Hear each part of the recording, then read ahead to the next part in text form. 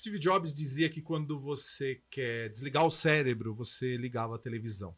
Aqui no Além dos Outdoors nós discordamos disso, que aqui a gente tenta fazer pelo menos você pensar. O meu convidado de hoje é o cara da televisão, Carlos Eduardo Perreno. Seja bem-vindo ao Além dos Outdoors, Carlos. Obrigado, Ed, valeu. É um prazer estar aqui com vocês, porque eu sou um grande incentivador da mídia bauruense, da nossa região. Então, quando precisa, pode contar comigo.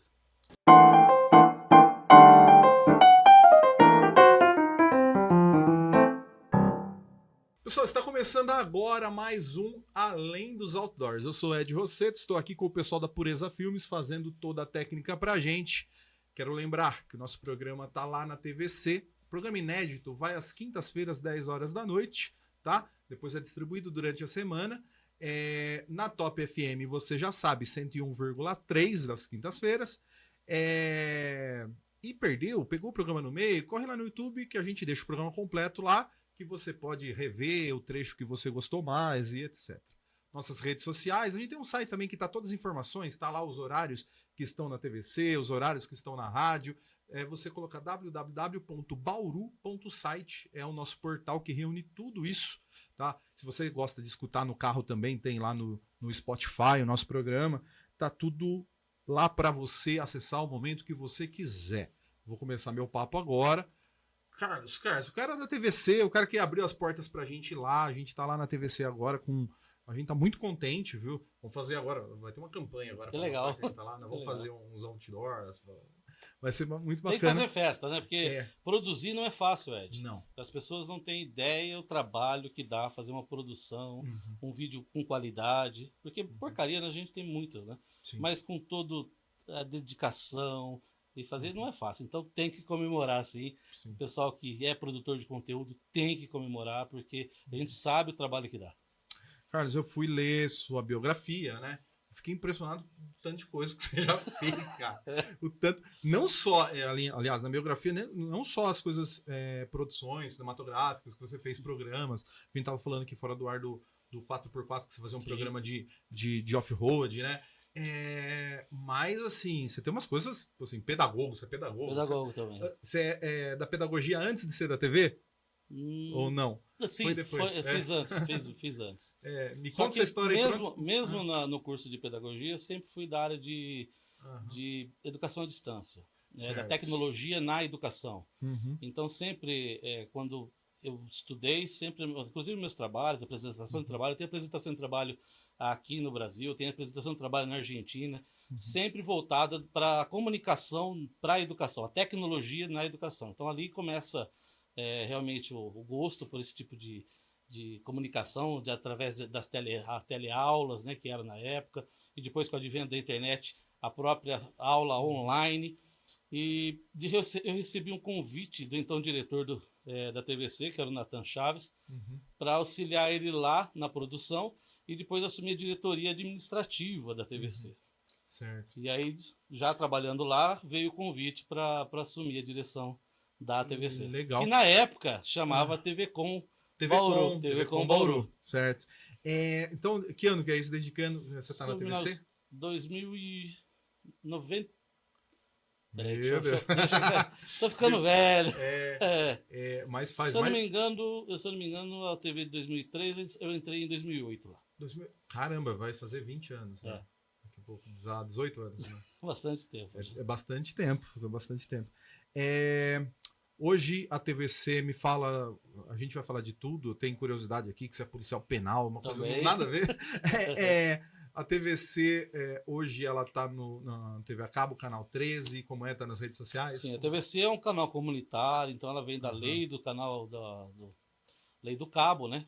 Então ela originou dentro do cabo, sempre foi uma luta, uma batalha para trazer a TV para a TV aberta, porque não faz sentido um canal comunitário dentro de um canal a cabo que é pago, né? Exatamente. Mas aqui no Brasil a gente tem essas que eles gostam de chamar jabuticabas.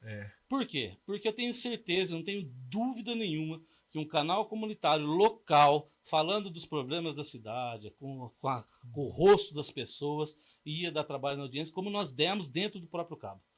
Então, jogaram a gente para dentro do canal cabo, e mesmo assim a gente conseguiu fazer muita coisa dentro do cabo, E hoje, infelizmente, com o advento da internet, o canal a cabo tem sofrido, né? As pessoas têm migrado do canal a cabo para a internet. Então, hoje está cada vez pior, né? Por meio de comunicação em geral, para as rádios, para as TVs. Mesmo a TV aberta também vem sofrendo muito com isso. Olha, eu conversei com alguns especialistas bem influentes. Tive uma entrevista, um entrevistado falou isso, depois eu fui conversar com o pessoal. Eles falam que é mais 1 ano e meio, e no Brasil vai acabar todos os TV Box. Todos esses aparelhinhos vão parar de funcionar. Só vendo para acreditar. Porque eu também acredito. Porque a gente vê que proíbe uma coisa, descobre tecnologias para burlar isso. Isso. Eles falam que vai ser tecnologicamente, que estão preparando para isso daí simplesmente, não vai ter que prender, nada. Você tem um aparelhinho lá na sua casa, vai parar de funcionar, esses IPTV, não sei o que lá, e aí vai ser o ressurgimento das TVs. Mas eu acho que isso também é paliativo, né? Paliativo. Nós estamos numa transição da comunicação. E quem não se adequar a isso, infelizmente, vai ficar de fora.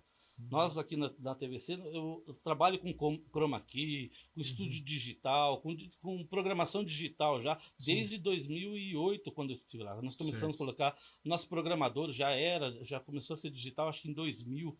Então nós começamos a trabalhar e já estamos na internet logo nesse começo, 2001, 2002, 2011, 2012, eu já tinha toda a programação da TV já na internet, justamente para tentar alcançar o público que não tinha acesso pelo canal a cabo. Então, mas as transformações continuam. A velocidade da comunicação, ela cada vez amplia mais, é mais veloz. O grande problema de tudo isso é o que assistir no meio dessa baderna toda, né? Então nós temos muita coisa boa, não temos muita porcaria por aí também. E aí o filtro que a TV fazia, de trazer, de produção, do que fazer, do que mostrar. Por exemplo, a TVC, ela tem o nosso aspecto livre, né, para todos os públicos. Então, cuidado de programação. Eu era muito feliz quando um senhor me falou assim, Carlos, eu posso assistir a TVC, eu sei que eu posso sentar com a minha neta e assistir tranquilamente a TV, porque eu sei que eu não vou ter nenhum problema. Nenhuma surpresa. Exatamente. Então, todo esse cuidado, quando na internet se perde um pouco. Nós somos da era da internet, nós começamos o programa atrás, a ideia era só para a internet, as oportunidades foram surgindo, e foi para a TV, foi para a rádio, etc. Mas a gente, lá no início, o Paulo, que é o mentor, na verdade, do programa, ele pensou isso, vamos produzir para a internet, mas com a responsabilidade como se fosse para a TV. Então, não vamos... os podcasts são ao vivo. Por isso a gente fala que a gente não é um podcast. A gente é gravado e editado. Entendi. Então, sem uma coisinha que não ficou tão bem, que a gente acha que é um desserviço, corta. Ao vivo ele é um risco. Eu fiz muito programação ao vivo. Acho que se ganha com programação ao vivo. Eu gosto. Com certeza, eu gosto também.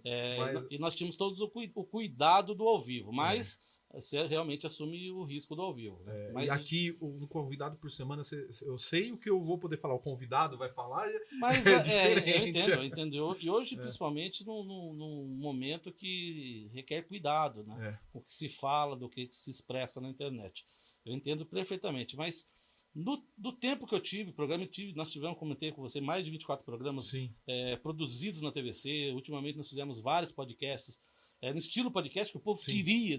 Eu acho o estilo de TV muito mais bonito do que o sistema podcast com a mesa. Mas, infelizmente, é o modelo que caiu no gosto. Então, nós também tivemos os podcasts, produzir para podcasts que tanto passavam na TV, como as pessoas tinham os canais privados deles. E nunca tivemos problema. Graças a Deus, nós nunca tivemos problema.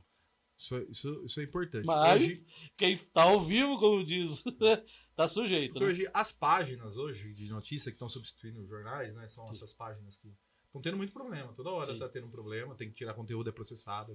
Porque eles querem a velocidade posta, e aí depois não era aquilo, recebeu a informação errada. E eles estão tendo um problema. Eu sou amigo de todos, e eu sei os problemas que eles enfrentam. Sabe? Não tem esse tratamento. Igual aqui.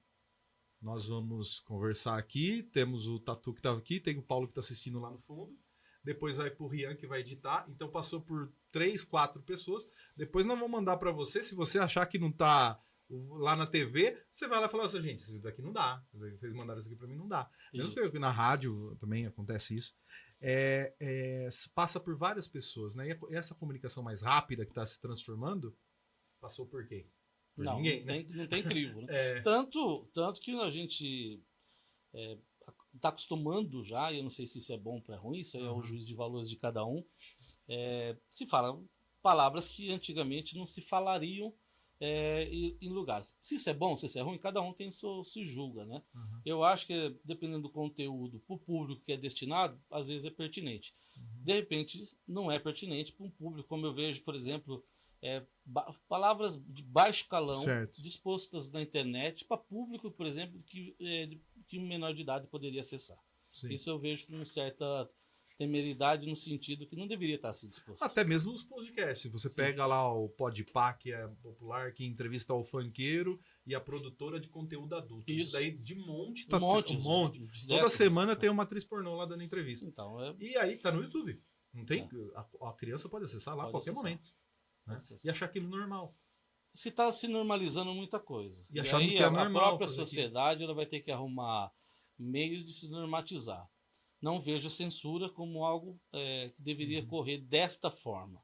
Mas eu acho que as próprias pessoas deveriam, e a própria sociedade, buscar meios para que se organize de uma forma que fique saudável. Né?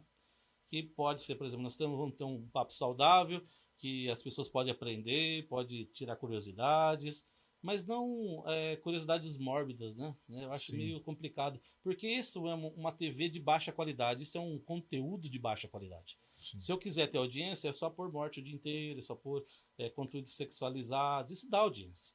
Mas essa audiência que eu quero, ou esse é o meu propósito como jornalista, como diretor de TV, é essa proposta que eu quero passar, como cara da TV, como cara do meu programa. Então, tudo é isso, entendeu, Ed? Você tem que ter o cuidado do seu programa, assim como a gente tem o cuidado daquilo que a gente põe lá. Eu assisti o seu programa antes de colocar. Com certeza. Então, também passa por o nosso pessoal da diretoria, da edição, para ver se é adequado, tranquilo. Então, nós temos todo esse cuidado. Mas a própria sociedade vai ter que arrumar formas e meios de se regular nisso aí. O que você acha que é o caminho da televisão agora? Eu não consigo ver, mas eu acho assim que a televisão vai mudar muito. Porque a Globo tá resistindo, né? Falando, é a maior audiência, não sei o que lá. Mas você vê o share, por exemplo, assim, que é os televisores, tá diminuindo muito, assim, deles, né? Ed, para falar a verdade, eu acredito que a TV ela vai se regionalizar, localizar. Porque as notícias nacionais, as notícias internacionais, elas chegam com muito mais velocidade pela internet, de vários meios de comunicação, inclusive da própria TV que produz esse tipo de conteúdo, antes mesmo de passar na TV. Certo. Então eles mesmos já geram esse tipo de conteúdo internacional. O que interessa hoje, que eu penso, para assistir numa TV? Se eu estiver em casa e quiser assistir TV, eu quero saber o que está acontecendo em Bauru, quais as notícias da minha cidade, como é que está o trânsito na Duque de Caxias, não na linha vermelha, não lá no Marginal Tietê, a não ser que eu vá para lá, me interessa aquilo lá. Então, uma TV que consiga trazer a realidade local, eu acredito que ela tem relevância. Uma TV que consegue mostrar a realidade do seu povo, da sua cidade, da sua região, ela tem relevância e vai continuar tendo relevância. Agora, assuntos como a TV trata um programa para o Brasil inteiro, eu vejo já que essa fórmula está cansando e eu acredito que ela vai diminuir cada vez mais. Entendi. Isso que você falou, eu escutei algumas pessoas falarem, mas há muito tempo ainda não mudou. Porque tinha aquela crítica da TV mostrar só Rio e São Paulo, né? Sim. É a cultura do Rio e São Paulo, a enfiada, goela abaixo do Brasil inteiro, né? Todo mundo sabe que é Leblon, todo mundo sabe que é Avenida Paulista, né? E nunca foi lá, mas está lá retratado o tempo todo, a todo momento. Mas ainda parece que persiste um pouco ainda isso, né? Mas é o que tem para assistir. Na televisão é o que tem para assistir. Você consegue assistir, por exemplo, um evento que está acontecendo no Vitória Regia? Não. É difícil, né? O trânsito da Duque de Caxias com as Nações Unidas, Marechal Rondon, o que está acontecendo, os alagamentos da cidade, onde você deve passar, onde você não deve, você tem, né? Nós não temos isso. Você tem isso nas páginas. Então, por quê? Porque isso tem um custo para a TV poder produzir isso. Sim. Mas eu garanto que se isso aí tivesse, tem audiência, tem quem escute. Porque as rádios conseguem fazer um pouco disso. Ela não consegue transmitir imagem. O rádio tem um custo menor, né? Tem um custo menor. Tem um custo menor. Apesar que hoje a rádio também, ela conseguiu se tentando, renovar com a imagem. Ela está tentando virar TV, né? As rádios estão tentando virar TV. Tudo hoje virou virou uma coisa... Uma salada mista. E eu não acho ruim, sabe? Eu não acho ruim. Porque as coisas são assim mesmo. Elas se modificam, né? Nós não estamos mais na TV preto e branco, ela avançou e depois fez transmissão digital. Eu fiz mestrado em TV digital, comecei lá em mestrado em TV digital, depois nós fomos para mídia e tecnologia, que alterou. Então, quando se falava em TV digital, todo mundo queria saber o que seria isso. Na própria Unesp, né, tinha colóquios para se discutir TV digital, como ia acontecer o canal de resposta, né, como é que se... porque a própria TV ela ia gerar o canal de resposta. Sim. E aí se aboliu isso, né? No programa geral da TV Digital do Brasil ia ter esse canal de resposta. Aí se deixou a internet virou o canal de resposta. Certo. E se aboliu o canal. Aí teve toda a migração das frequências também, tiraram um monte de coisa para colocar as TVs. Sim. Então ela vem caminhando e é normal que isso aconteça. Né? Nós também temos que avançar de acordo com a própria sociedade, com a própria tecnologia, ela vem nos trazendo. Né? E o que você gosta? Duas perguntas. O que você gosta de produzir? Fala assim, putz, eu gostava de produzir isso aqui, você fez mais de 20 programas. E o que você gosta de assistir, que você assiste ainda hoje?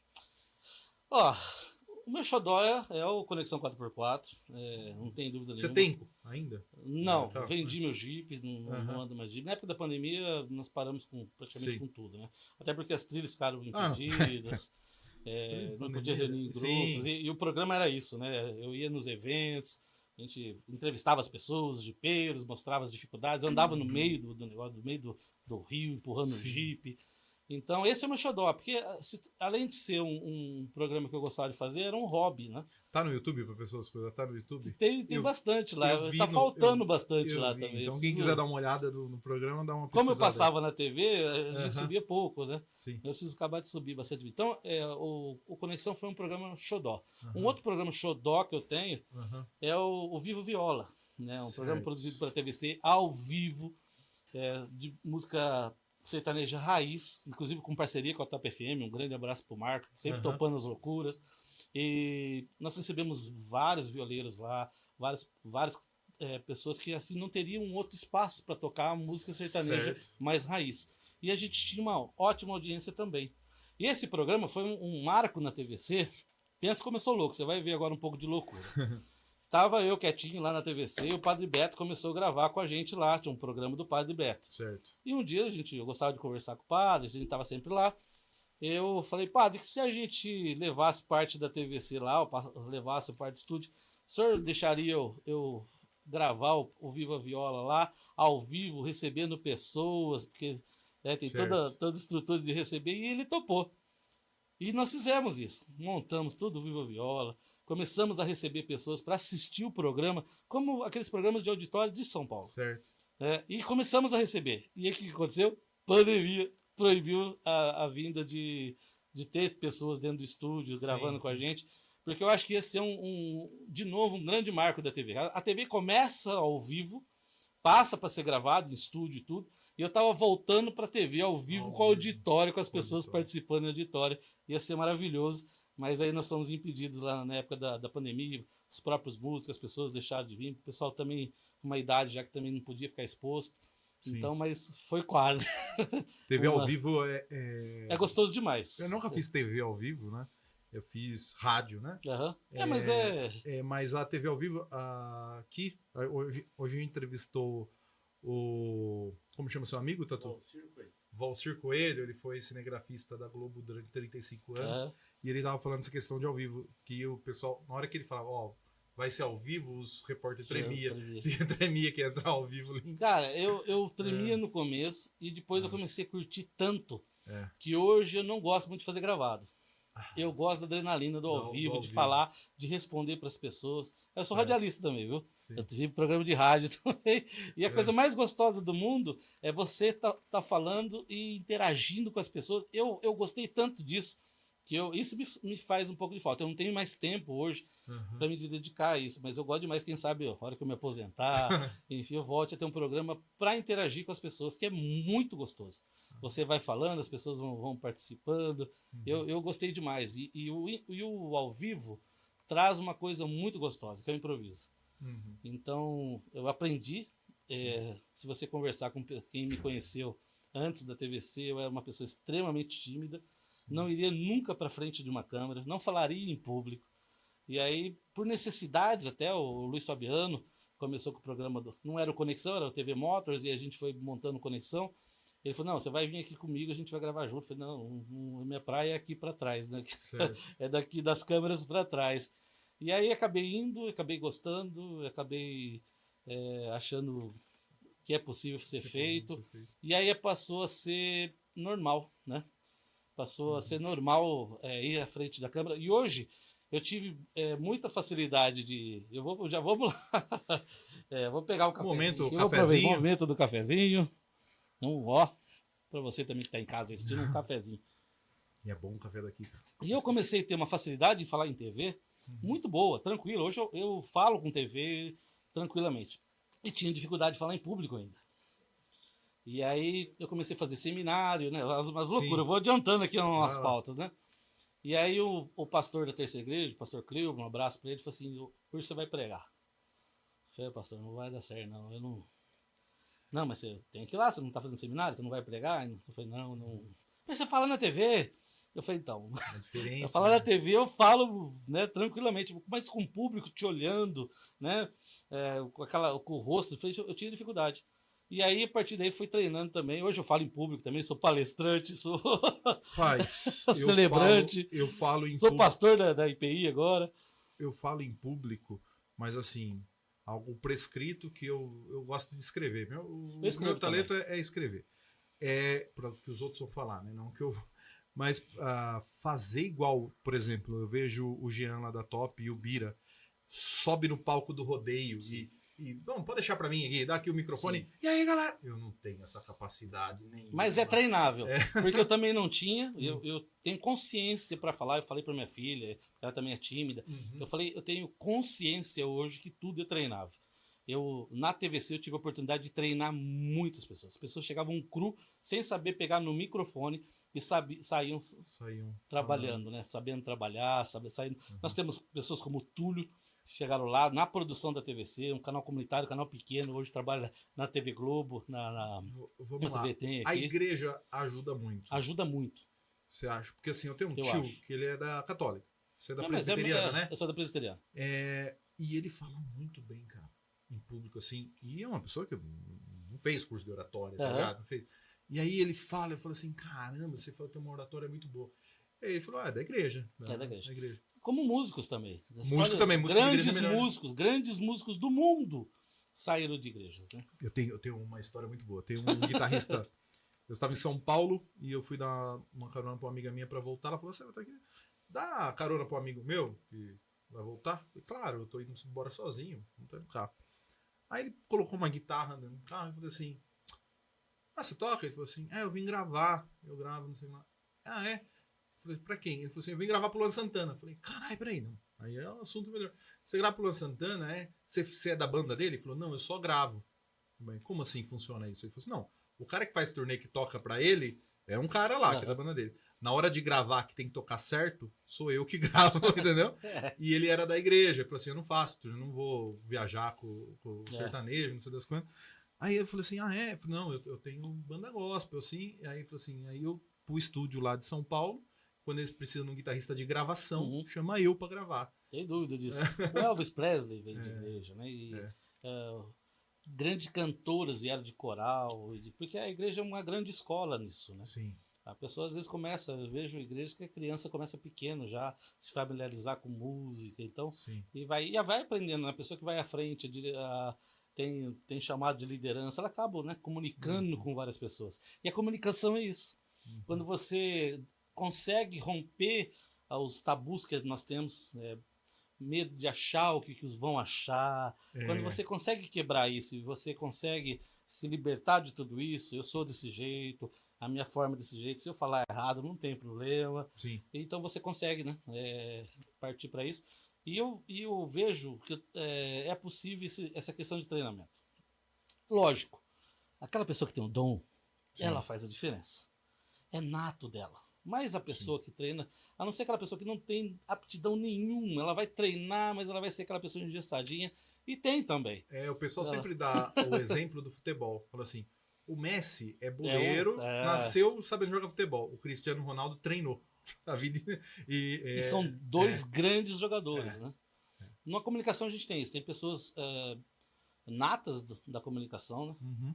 Quem vai falar que Silvio Santos não é um grande comunicador? Não é comunicador desde quando nasceu. Aí, tem esses caras chatos pra caramba. Então, o cara é bom de qualquer jeito. E tem gente, por exemplo, eu recebi pessoas, por exemplo, de faculdade, da Unesp, da USC também, acostumada com TP. Eu tinha TP. E quando eu falei, vou arrancar o TP daqui, porque a pessoa fica viciada naquilo lá. A pessoa não consegue gravar sem TP. Para quem não sabe, TP é o teleprompter. Às vezes o roteiro todo escrito, eu vou lendo e vou falando com você. Sim. E é gostoso, né? E é difícil gravar com TP, né? Então eu acho difícil o TP. Eu também acho. Eu prefiro pegar o texto, dar uma lida antes e deixa pra mim. Mas quem vicia naquilo tem dificuldade de largar. Nós temos, o TP tá ali atrás. Olha lá, olha lá. O TP tá ali atrás. Às vezes a gente usava pra algumas coisas o TP, mas eu aboli o TP aqui. Então, e aí uma das coisas eu desmamava o TP das pessoas, né? Falei, não, começa a ser mais... Mas não, vou dar notícia. É lógico, né? Você vai dar uma notícia, tem nomes complicados, sim. Alguns dados, assim, que quem não tiver uma memória privilegiada vai ter dificuldade, né? Mas, no geral, eu gosto e prezo muito pela espontaneidade, porque a TV precisa disso. Sim. Você assiste um jornal nacional engessadinho, depois você assiste um Thiago Leifert que conseguiu romper com isso aí dentro do esporte. Qual você prefere, né? E a população aqui que assiste já mostrou que prefere. O jornalismo esportivo da Globo deu um salto com o Thiago Leifert. Com certeza. Porque também era tudo engessadinho, né? Então, mudou, a comunicação ela tem mudado muito. O fato de eu emitir opinião também foi algo diferencial. Mas não é nada novo. Eu lembro quando eu era criança, chegava em casa, meu pai estava naquele jornal da Record, que maldosamente se apelidava Jornal da Tosse. Eu não sei se você tem idade para lembrar desse jornal. O Jornal do Meio-Dia tinha vários jornalistas antiguíssimos lá de São Paulo, e eles pegavam o jornal, abriam na bancada, assim, e liam o jornal e tossiam, porque era pessoa já com uma certa idade, era batizado de Jornal da Tosse. Então você via pessoas emitindo opinião, mas com compromisso nessa opinião, porque eu não sou contra você dar sua opinião, entendeu, Ed?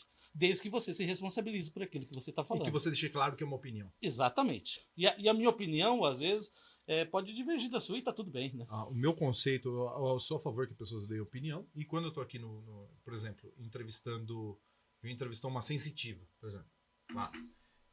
E aí eu vou falar que eu acho que é mentira, e aí eu falo assim, viu, ó, é minha opinião, eu tenho dificuldade de acreditar e vou educadamente. Primeiro, opinião não precisa ser mal educada. Você tem que usar a educação para dar a sua opinião. Tá tudo bem, né? E você tem que deixar claro que é uma opinião. Nós precisamos aprender a ouvir uma opinião contrária e não reagir de forma absurda, né? Porque, você não precisa concordar comigo. Não tem problema nenhum disso. Né? Se fosse assim, o mundo ia ser extremamente chato. Ia ser muito chato. Então, a diversidade de opiniões, inclusive, é boa, é benéfica, né? Quando eu fazia alguns brainstorms na TV, a gente reunia bastante pessoas, conversava a respeito, e às vezes vai pingando, uma pessoa vai falando, outra pessoa vai falando, e a gente tirava grandes ideias disso.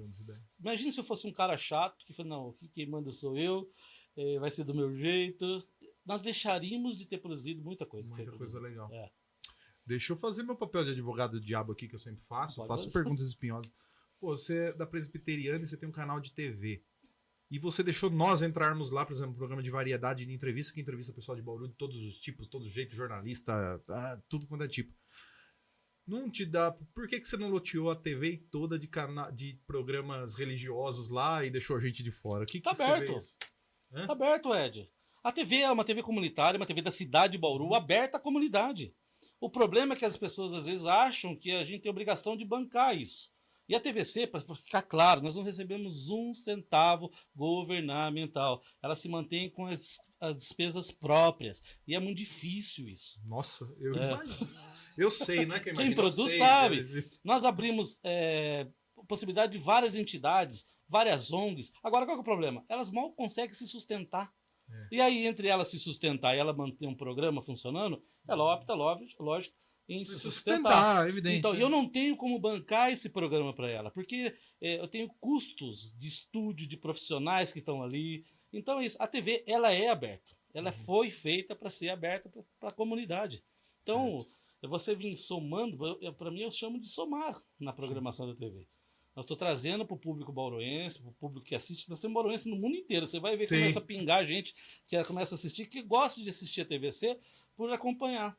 O Marcos Pontes, na época, lá deu entrevista que ele acompanhava até fora do Brasil para ver as coisas da cidade, para dar uma olhada nas coisas da cidade. Nós transmitimos basquete, nós fizemos muita coisa aqui. Eu tenho a maior cobertura de carnaval aqui de Bauru.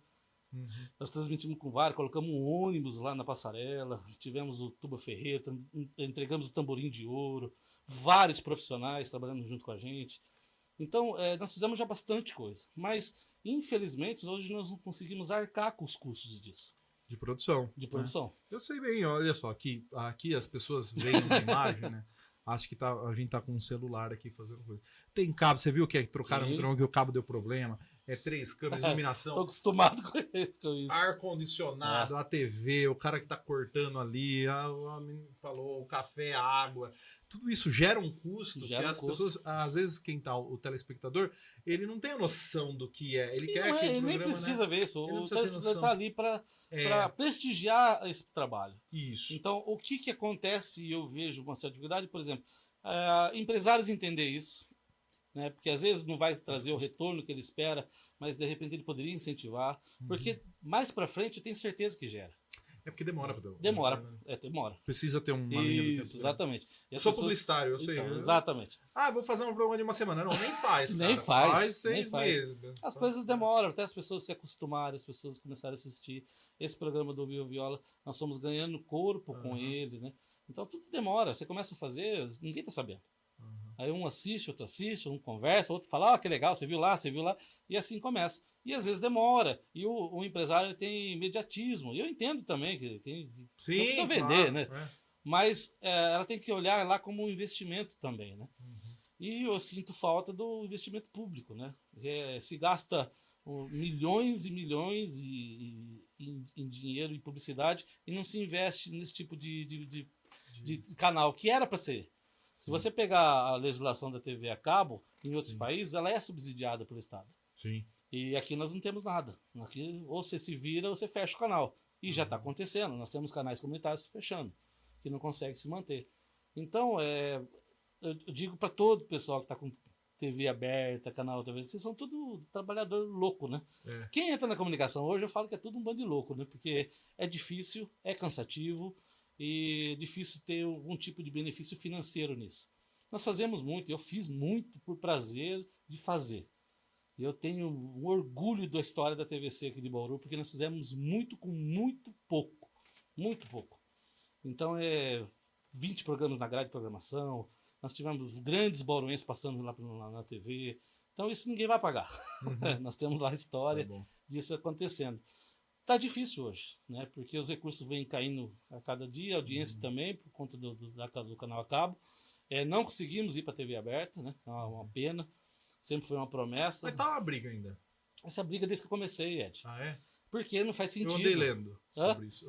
Não faz sentido um canal comunitário para a população ser fechado. Não faz sentido. Eu não consigo atingir a gama da população que não tem dinheiro para pagar um canal a cabo. Não faz sentido. É uma jabuticaba. Você atinge a classe A. A classe A o foco B, C, D. Exato. E o foco da TV é falar com as pessoas com os menos recursos, falar com a cidade, com todos, né, os aspectos sociais. Prestar um serviço. Prestar um serviço comunitário, exatamente. E nós temos essa dificuldade. E infelizmente está piorando, né? A tendência, eu não vejo com bons olhos o futuro do canal a cabo, da TV a cabo. E o que lá da minha pergunta lá atrás, o que você... Eu sei que, tipo assim, Vai, o cara que faz... Você ficou de me apertar, vai tenta uma, vamos lá. Não, já foi apertar. Já foi? Lá atrás tem aquele negócio, né? O padeiro não come pão, não sei o que lá. O que você assiste TV? O que você Não assiste assisto hoje? TV mais hoje. Não assiste TV? Não, praticamente zero. O tempo que eu tenho, porque eu sou policial penal também, sou pastor presbiteriano. Não tem tempo pra nada. Não sei como ele veio aqui Sou hoje. pai, sou esposo. Tenho meu pai que mora comigo também, 90 anos. E quando eu tenho o meu tempo de dedicar, eu faço cursos, né? Hoje o meu foco está em curso. Estou em 2 cursos, uma pós-graduação em hipnose clínica também e na psicanálise, né, que são duas áreas que eu estou migrando agora, fazendo uma transição. Tem tudo a ver com comunicação, né? Tem, totalmente. Hipnose. E não deixa de ser comunicação. É comunicação. É comunicação total. Você sugestionar pra pessoa, né? Me fala uma coisa, policial penal, cara, desde quando isso? Desde 98. Então faz tempo. Eu tô aposentando, né? Não tô aposentado, já tenho tempo de trabalho, mas como alterou Você conhece o Mariano lá de Piratininga? Não lembro. Ele policial penal aposentado, também faz um podcast lá. Tinha um podcast, eu acho que ele não participa mais. Eu tô preso, no bom sentido da palavra, por conta que a legislação mudou e agora criaram a idade mínima, que nós não tínhamos idade. Sim, né? É verdade. Então eu preciso aguardar atingir a idade. Eu já tenho tempo. Pagando pedágio. Não é pedágio. Não é mais nada hoje. É tempo de idade mesmo. De idade. O resto eu já preenchi, né? O que faz policial penal? O que policial penal faz? Faz muita coisa, Ed. As pessoas não conhecem o trabalho do policial penal. Primeiro que são pessoas corajosas que entram em lugares que ninguém gostaria de estar. Né? Então, assim como bombeiros são valorizados, os policiais penais, a sociedade não valoriza tanto assim. Mas ele entra no lugar onde você não gostaria de estar. Ali nós vimos já pessoas sendo mortas, pessoas sendo decapitadas, às vezes, na nossa frente. Toda sorte de coisas que a sociedade não quer estar lá. Então você imagina, você abre o Código Penal, você já teve curiosidade? Faz assim, ó. Tudo que você folhear ali é o que a gente lida. Sim. Então, por pessoas que fizeram as coisas mais absurdas estão da lá, vida. Né? Estão reclusos, não estão felizes de estar lá.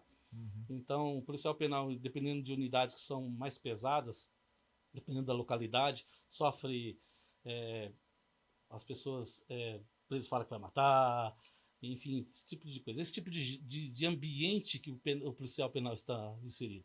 Mas não é só isso, né? A parte da guarda do preso é responsabilidade do policial penal, a transferência de preso em rua era muito perigoso, né? A escolta em hospital, você está no hospital e daqui a pouco está preso lá, mas tem um policial penal que está acompanhando. Fora isso, dentro da unidade penal, por exemplo, eu já trabalhei em vários setores lá.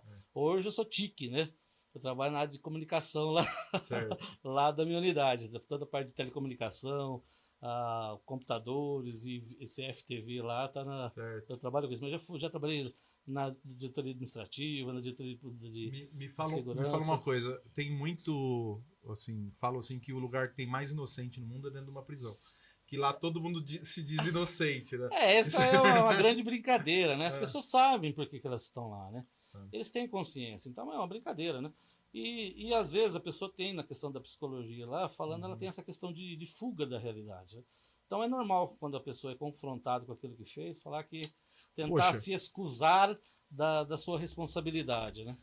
E aí você, pedagogo, pastor, e a igreja, principalmente as neopentecostais, mas todos os tinham um papel assim de evangelização nos presídios, ainda de recuperação, assim. Isso era todo mundo muito louvável, todo mundo elogiava isso, né? E você lá dia a dia ainda você é pastor, você ainda tenta um diálogo com as pessoas? Assim? Sim, tento. Nós temos contato com presos a todo momento. Né? Ainda que eu trabalhe hoje na área administrativa, nós temos presos ali que participam da limpeza do prédio, da manutenção do prédio.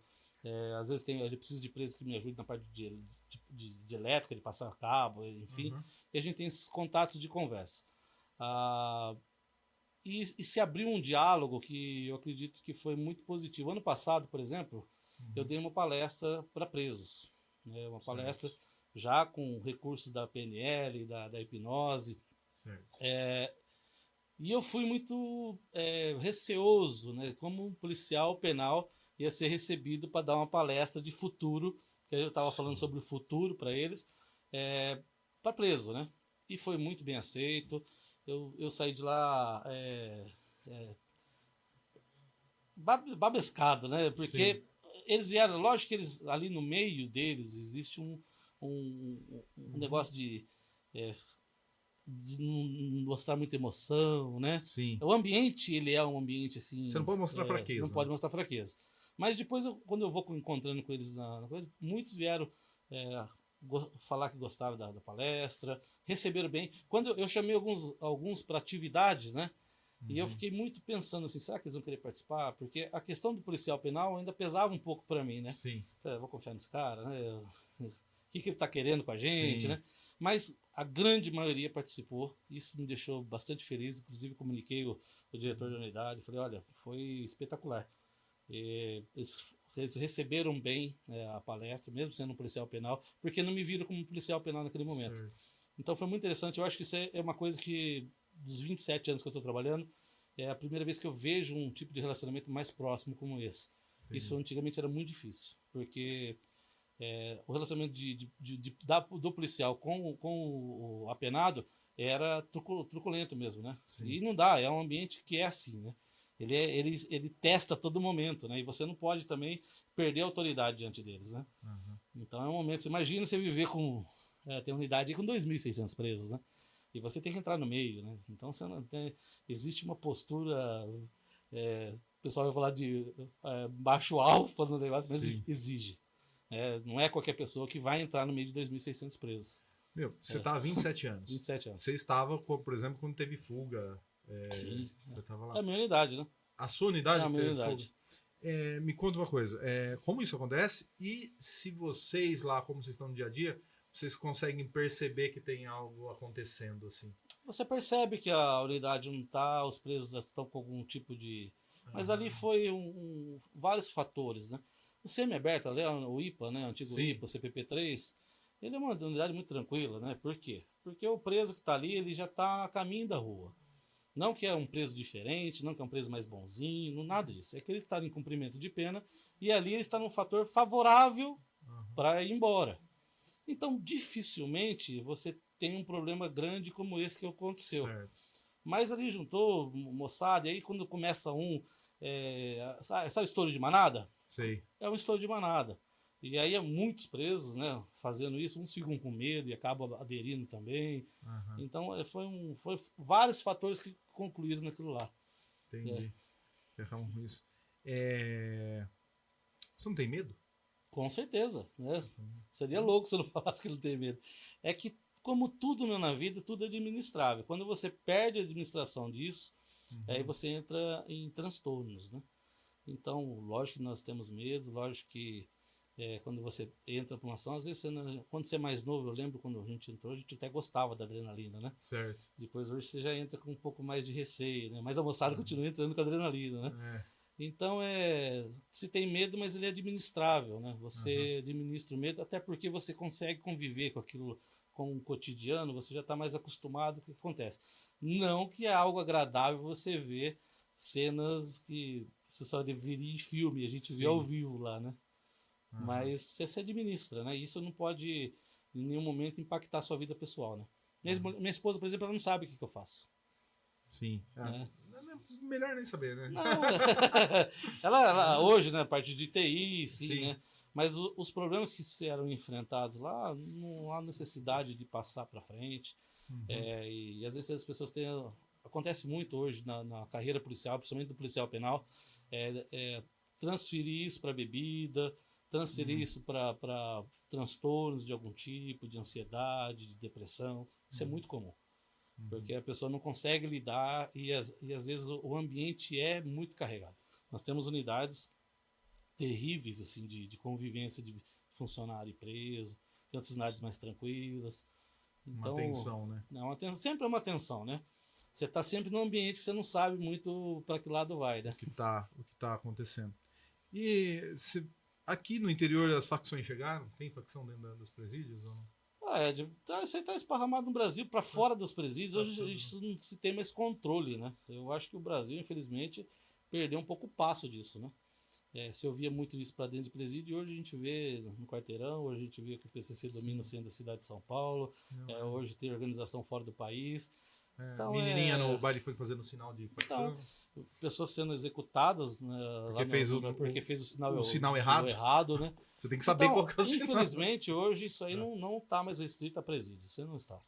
Isso aí já é uma coisa que já tem dominado a sociedade, cabe à própria sociedade e aos nossos governantes buscar meios de inibir isso. Né?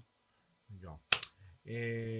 Me fala, a TVC você está transmitindo ela também nas redes sociais, né? Sim. Eu vejo lá que você entra ao vivo agora estamos seguindo, entra ao vivo no Facebook também. O programa, inclusive, pedi desculpa que o programa é errado lá o horário da programação. Toda a programação que nós fizemos ao vivo sempre sai ao vivo também nas redes sociais. Certo. A gente não transmite toda a programação porque bloqueia. Sim. Né? Igual nós fizemos um programa, eu fiz com o Gil Barros e com a Ieda Maria, um programa de música, um programa sensacional, tipo um Love Times, eu não sei se o pessoal lembra desse. E foi muito bacana, que as pessoas ligavam, contavam história de amor. Só que na hora que você tocava a música, a rede social... Direitos autorais, derrubava, né? Apesar que nós, como TV, nós podemos passar para ser TV comunitária e tal. Então, inviabilizou, né? Rede social, a gente só passa produtos como assim. Produto de entrevista, ou que não tem nenhum problema com áudio, né? Nós temos problema aqui. Eu sei. A gente entrevista dupla sertaneja. Dá uma palhinha aí, dá uma palhinha, cai. Bloqueia. Então, mas nós temos o site, por exemplo, o site de tvcbauru.com.br. 24 horas você pode assistir toda a programação da TV lá, porque foi um jeito que nós encontramos também de não ficar só restrito ao canal 13 da NET, né? Sim. Então pode assistir pela TVC também, pelo site da TVC. E a TV digital? Que você... essa migração que são vários canais, né? Cada canal tem direito a multiprogramação, né? Multiprogramação. E também a questão da transmissão os HDs na TV a cabo fica 500 e pouco, né? É isso daqui, assim. No caso da NET Bauru é isso. Isso, né? Como que você vê? A TV digital foi aquela expectativa de algo que não trouxe aquilo que a gente imaginava. A gente achava que quando migrasse para a TV digital ia ter uma questão desse canal de resposta, dos programas poderiam ser mais interativos. Como hoje você vai ver, por exemplo, o TikTok Shop e o Instagram começaram a fazer, a TV digital era para fazer daquele jeito. Então era para você entrar numa novela e você quer comprar o vestido da atriz, você clica e comprava. Você quisesse escrever, você escrevia, clicava, era para ter uma interatividade desse tipo. Então todo mundo aguardou a TV digital com muita ansiedade, com muita vontade de ver aquilo que aconteceu. E o que aconteceu? Mudou o meio de transmissão, mas a programação continua na loja. Então, é isso. Eu também escutava essa história, não? Que você vai conseguir interagir, você está assistindo a novela e você vai conseguir comprar. Era uma loucura, né? O refrigerante da pessoa que ela está tomando lá. O brinco, as mulheres que gostavam de brinco poderiam ver o brinco. E o mais gostoso, você poderia interagir com o canal. Né? A verdade, o canal de resposta, como ele ia acontecer pelo próprio canal da TV, ia ser direto. E aí esse canal de resposta foi abolido, né? Não tem esse canal de resposta mais, e se utilizou a internet para fazer esse canal de resposta. E não vejo funcionar isso ainda de uma forma satisfatória. Né? E a política nunca te atraiu? Sempre me atraiu, eu sou da política desde os meus 14 anos. Fui presidente de juventude aqui, saí candidato para experimentar como é que acompanho, gosto de acompanhar. Eu evito agora ficar muito perto, porque é uma coisa que me chama, né? Mas eu não hoje, com as atividades que eu tenho hoje, está incompatível. Né? E falar a verdade, eu acho que a política foi para um caminho que vai ter que ser reescrita. Aquela questão da política ideológica, que você estudava grandes autores, você tinha um posicionamento político, isso se perdeu. Né? Eu não vejo mais isso, a não ser partidos ainda que mantêm um marxismo clássico. Mas aí são muito pequenos. Eles são muito pequenos. Vão ser extintos agora. Né? Então, esses partidos ainda mantêm uma certa compromisso e coerência com a sua nomenclatura. Os demais, infelizmente, caminharam por uma sobrevivência. Eu sinto falta de um partido de direita. Quando surgiu o Novo, achei que eles iam fazer isso. Um partido de direita, também no mesmo jeito desses partidos do PSTU e que eles fossem também lá pegar a literatura de direita. O liberalismo. Iam ler e iam falar assim, não, nós somos isso daqui. Não, eles vieram meio... Não vieram. Eu fiz muito tempo parte do PSDB, mas da origem, da formação do PSDB. Os sociais-democratas. Sociais-democratas, saído do É. MDB, né? Então toda aquela ideologia da social-democracia. Eu sou fruto disso aí, eu achava maravilhoso. E o que nós vimos é que ficou só no discurso. O Fernando Henrique foi confrontado diversas vezes no período que ele esteve na presidência por ser liberal. E aí você vai entendendo que a política não é só isso, né? Tem todo um jeito de se tornar governável, né? Sim. E aí, para se tornar governável, se abre mão de todo que você falou a vida inteira. E com o pula-pula de partido, me fala alguém que é coerente. Hoje não tem ninguém. Porque eu sou do PL, mas amanhã eu vou pro PT. Aí eu saio do PT e vou pro PDT. O pessoal esquece, o pessoal do PL. Eu tava esses dias brincando com um tio meu que é extremamente de direita, né? Aí eu falei assim, ele é afiliado ao PL. Eu falei assim, sabe quem é presidente do seu partido, né? Aí ele, você vai falar do que o Valdemar Costa Neto? Eu falei, não é só isso. Você lembra do primeiro mandato do Lula, quem era o vice-presidente? Ele, não, era um empresário chamado José Alencar. E sabe qual era o partido dele? Não, eu falei, PL. PL foi vice do Lula durante 8 anos. Agora você tá aqui. Porque é fisiológico. As pessoas... E a política é um pouco compreensível isso, mas tinha ética num limite, né? Eu não poderia, sendo de um partido de centro-direita, me filiar com o PCO, né? Não tinha lógica isso. Mas isso se perdeu, né? Se perdeu. Hoje você vê as coligações absurdas que tem por aí, né? Não, as coligações são absurdas, mas ainda me encanta. Você falou do PCO, eles têm pouquíssimo tempo, né? Eles não têm nada. Na hora que vê uma propaganda deles, é revolução já e não sei o que lá. E eu falo, os caras estão nos anos 60. 60 não, estão lá na fundamentação de marxista, trotskista, né? Então, mas são coerentes, né? São coerentes. A gente pode falar que estão atrasados, só não pode dizer que eles não são coerentes com aquilo que pregam. O próprio PT, ele rivalizava com o PSDB durante muito tempo. E era um partido de social-democracia também, Sim, né? Era. De centro-esquerda, mas que também se perdeu também, né? O PT, na verdade, ele tem vários PTs dentro do próprio PT, né? Sim. O PT são várias facções dentro do PT. E o pessoal se odeia. O pessoal acha que o PT é um partido só. E na faculdade a gente teve contato com tudo isso, né? Sim. Mas essa emoção da juventude, esse deslumbramento com a teoria, ela vai ficando para trás quando a gente vê a realidade. Né? Vê a realidade. O pessoal falava que eu era de esquerda na oposição e de direita quando eu estava no governo. Quando eu vou pensar do lado do governo, eu sou de direita, porque você quer corte de gasto, você quer não sei o que lá. Quando você está na oposição, você quer melhoria social. Você quer. Hoje eu posso quase me declarar um ateu político. Ateu político. Sem ideologia. Sou um pastor ateu político. Eu não consigo ver, e principalmente em figuras, tanto de um lado como de outro, soluções. E o pessoal da igreja que entra na política aí? Tem muito.